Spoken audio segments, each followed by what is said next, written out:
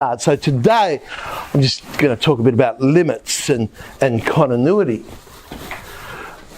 So all a limit really is it investigates the behaviour and functions, and where it's really useful is investigating when it gets close to those points of discontinuity or infinity, which we can't reach, and things like that. So we think, well, okay, we can't get there, but what would it be doing if we could get there?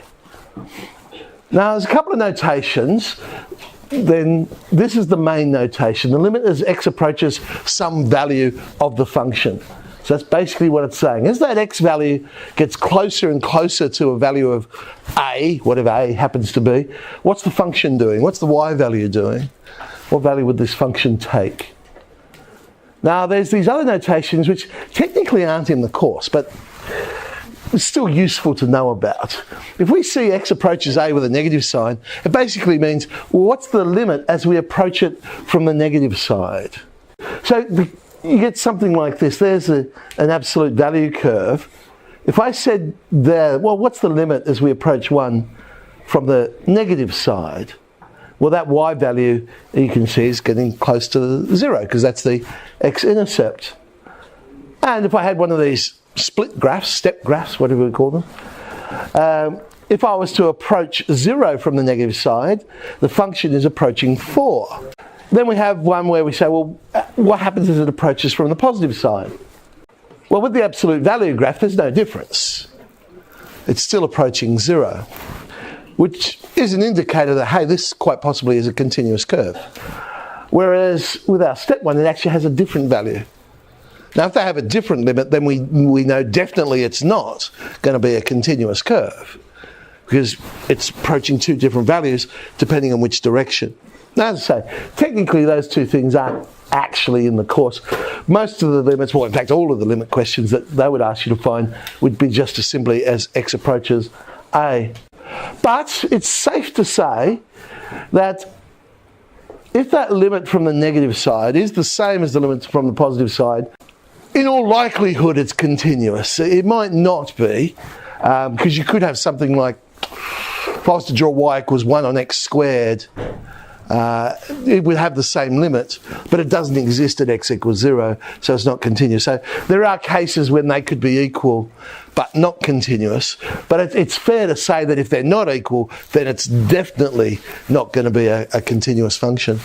So if it actually exists at that point, yes. But if it doesn't exist, then it might not. Okay, so how do we go and find these limits? Different approaches depending on the type of question. The easiest type is just simply a direct substitution. So if I've got something like this, for some insane reason I want to know the limit of x plus 7 as x approaches 5, well, that one I can just substitute straight in and go, oh, well, it'll be approaching 12. So, yeah, not the sort of limit we usually see, but that would be how we'd do it. But we can't always do that, so another idea is to factorize first and cancel. If I get one like this, the limit as x approaches 3. See, I can't directly substitute into that, because if I do, I'll get 0 on 0. So that's no good to me. But if I factorize it, and then we notice, oh look, the x minus 3's cancel, and then I can do a direct substitution. So that one would be approaching 6. The y value would be approaching 6 for that one. When we want to investigate infinity, there's this special limit which really helps us. And it's a really simple little limit. And if you know what a hyperbola looks like, it's an obvious limit. Our hyperbola, 1 on x, as x is approaching infinity, well, all we've got to do is look at the graph, what's happening. As that x is getting bigger and bigger and bigger and bigger and bigger, the y value is getting closer and closer and closer and closer to 0. So we know that's true. That particular limit is true. It then allows me for something like this. Okay? Now, the idea is I want to substitute into the bottom of the fraction. Whenever I substitute infinity into something cubed, obviously it's going to get really big. But if I substitute it into the bottom of the fraction, then I know it's approaching 0. Okay? So what we do is we divide everything so that whenever we're substituting in x here, we'll be substituting into the bottom of a fraction. So I divide everything by the highest power. So every term gets divided by x cubed in this one, the highest power. And when I tidy that up, now I can substitute in the infinity. Well, technically I'm not actually substituting in, but we know each of those fractions will approach 0. So if each of those fractions approach 0, then the whole limit approaches 1/4. Now the reality of the situation is I don't actually do that. Because if you think about it logically, if we're dividing by the highest power, then the only thing I'll be left with are the terms with the highest power. Okay? Because notice how I got 1/4. Have a look at the fraction. Coefficient of x cubed on the top was 1. Coefficient of x cubed on the bottom was 4. So it's actually a lot quicker just to look at that. So if I get a question like this, substitute in for 4x minus x squared on x cubed plus 1, well in this one I'd say, well x cubed is the highest power. So I'll just be left with whatever the coefficient of x cubed is. So I get 0 on 1. There is no x cubed on the top of the fraction. 1's on the bottom of the fraction, so okay, that limit would be 0. Heck of a lot quicker than just dividing everything and going through that process. Well, what about if I get something like this? Highest power in this one, I just threw the number 974 in there to make it look scary. Ooh, big number. Okay, but of course, it's irrelevant what number I put there. X to the power of 7 is what we're looking at. Top of the fraction is 1, bottom of the fraction it would be 3, so a third. That would approach a third. X cubed plus 2 on x squared minus 1. Well, if I look at this one, I end up with 1 on 0. Well, 1 on 0 is undefined, but what it usually means is, well, if I'm approaching something that's 1 divided by 0, I must be approaching something very big.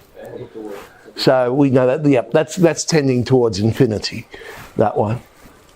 Now, don't make the mistake of thinking 1 on 0 is equal to infinity. I mean, yeah, we think about it like that, but they're not actually equal to each other because infinity doesn't have a definite value. Where's this handy? Remember when we were finding horizontal asymptotes for those graphs? This is another way of working out asymptotes. Because if you think about what was the horizontal asymptote? It was when it was approaching infinity. What's it doing? So something like this, I could look at it and go, well, hang on. If I was to expand top and bottom, because what I'm really looking for is the limit as x approaches infinity. I've got x squared's the highest one. Okay, so I know the horizontal asymptote's 1. Get it straight away. Now, if you're using this idea, what you'll find, horizontal asymptotes only ever occur when highest power is the same on both top and bottom.